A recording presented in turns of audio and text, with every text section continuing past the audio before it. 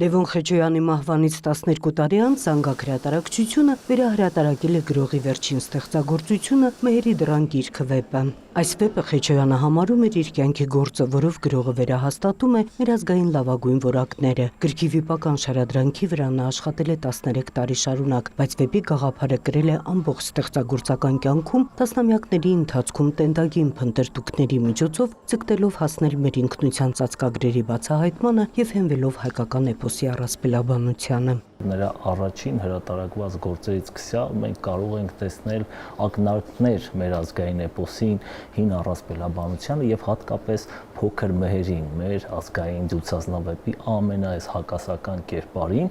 որպես կերպար Մեհերը ինքնին շատ հետաքրքիր է, որովհետեւ միավորում է աստվածայինն ու մարդկային ուժը, զորությունը, բայց հուսահատությունը, հասունությունն ու մանկականությունը, նեղացկոտությունը, շատ բաներ, որոնք որևէ վիպասանի համար իսկապես կարող են մեծ գանձ լինել եւ հետաքրքրության մեծ նյութ։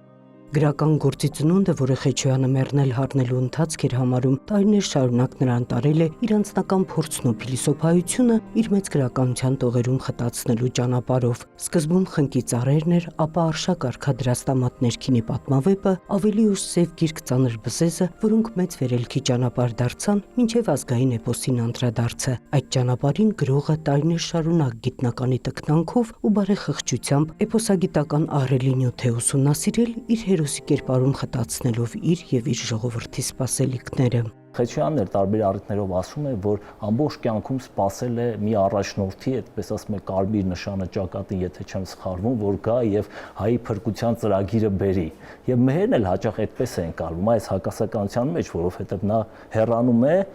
պետք է գա լավ ժամանակներում կամ այդ լավ ժամանակները ինքը բերի։ Մեր ժողովուրդը այդպես է ավելի շատ մերին ընկալում, որ նա փրկիչ է, լավ ժամանակները պետք է գա եւ բերի։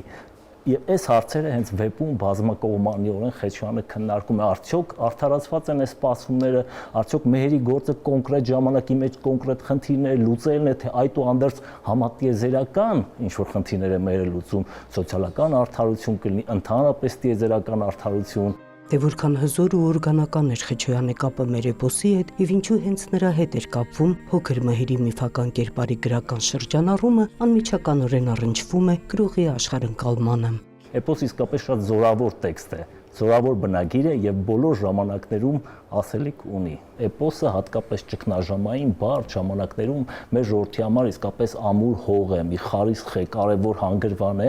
այսպես գաղափարական, ոգևորիչ բան, որին անընդհատ վերադառնում է եւ մենք եթե մեր օրերում էլ տեսնենք էպոսին որքան նոր անդրադարձներ կան, սրա մասին է խոսում, որովհետեւ մենք այդ հոգևոր հիմքերն ենք գնում դեպի, որպեսզի ամուր հող գտնենք։ Գրողն ընդամենը մեկ շաբաթ չապրեց մինչև հրատարակված տեսնելու համար իր վերջին գործը Մեհերի դռան գիրքը եւ այսօր շատ փնտրված ու պահանջված լինելու իրողությունը դրա մեծ գրականության հարատեվության եւս մեկ վկայությունն է։